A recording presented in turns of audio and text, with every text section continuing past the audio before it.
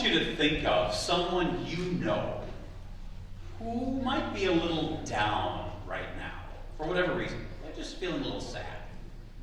Think of somebody. Okay, put that person on hold.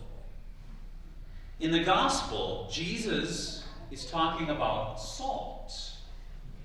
Now, there are many, many different kinds of salts. For example, I can think of one. What kind? Sea salt. Sea salt. Oh, and she just happens to have some sea salt with her. Wow, that's incredible. Thank you for bringing it up. Sea salt is actually salt that's from evaporated water from the sea.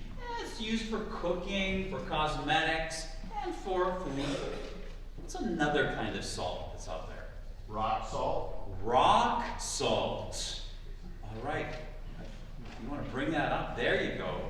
Oh my gosh, look at this. He's got a bag of rock salt. Awesome. You had that. Perfect. As you know, rock salt is used to kind of break down ice and snow from our sidewalks and our roadways. It's a different kind of salt. What's another kind of salt? Epsom salt. Epsom salt. I bet we have some here. All right, you bring that.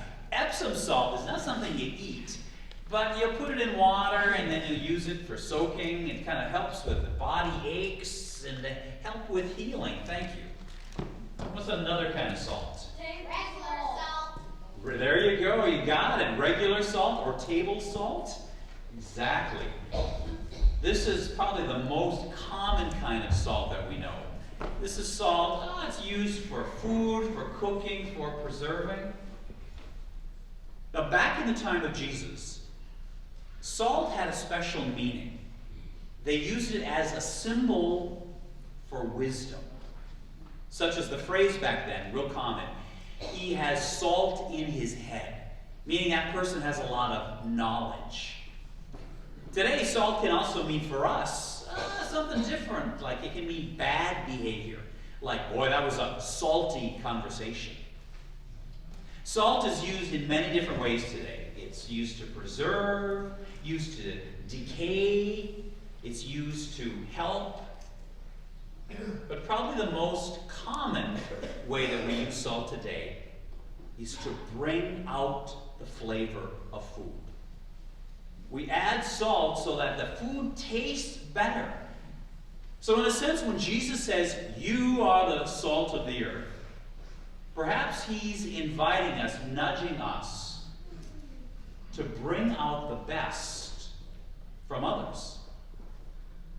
When Jesus says, you are the light of the world, he's probably meaning, don't share what you know, but go and affirm, go and support, go bring out the best. Don't hide your thoughts, your comments, but bring out the ways that you can make others better.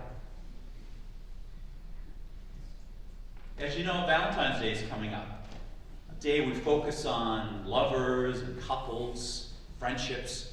There is a great book for couples. It's called The 5 Love Languages. Very, very good.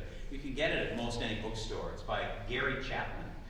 It talks about that everybody has a different style of love. The way they receive love, the way they give love. Very good book. I recommend it to all you couples.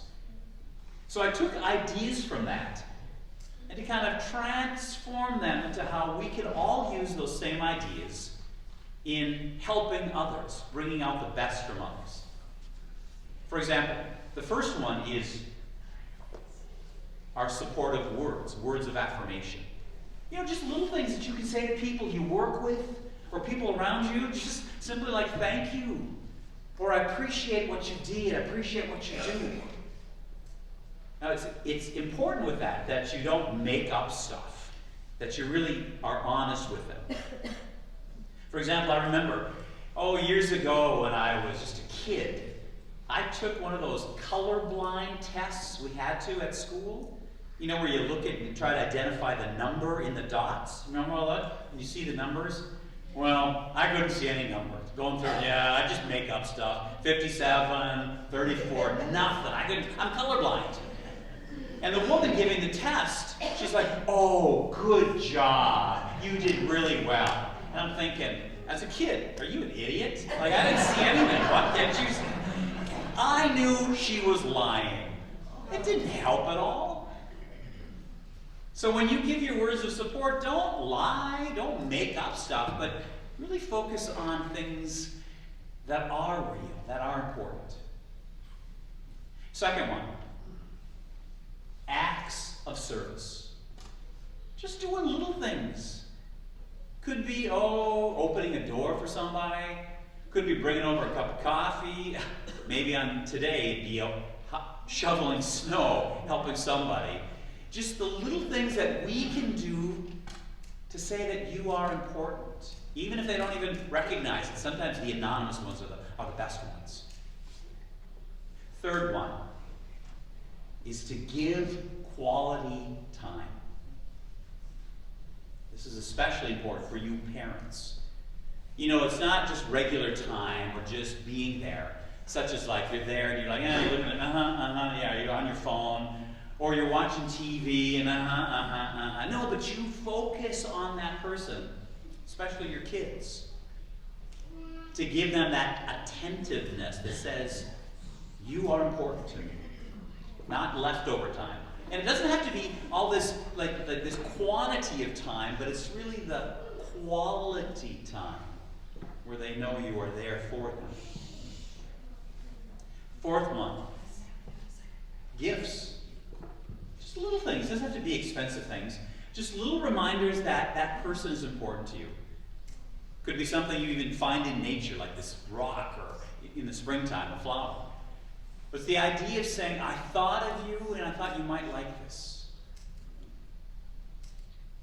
Fifth one, your physical presence, which means simply showing up. A lot of times we say this person is important to us, but we haven't seen them physically for a long time. For those of you who have little ones, it's showing up to their events. Your grandkids' events, or the neighbors, that athletic event, that concert. Showing up when there's a big thing like a birthday or an anniversary. It's so important, especially when someone is not doing well, like say after a death. And people say, I don't know what to say, I don't know what I'm going to talk about. No, just show up. Probably one of the nicest things we can do for anybody is simply a hug, without even saying anything. It says, you are important. There are many ways we can show support. And oftentimes we do that well with strangers. We do that well with acquaintances. And sometimes we have the hardest time showing our affirmation or love with people we are closest to. We forget or we take them for granted. Tell them. Show up to their events. Give them those words of affirmation. Maybe it's the little things. Now, just like a little bit of salt can do a lot to bring out the best in food. Remember, I had you think of a person at the beginning of the homily who might be down. Perhaps today or this week. Just a little bit of support to that person.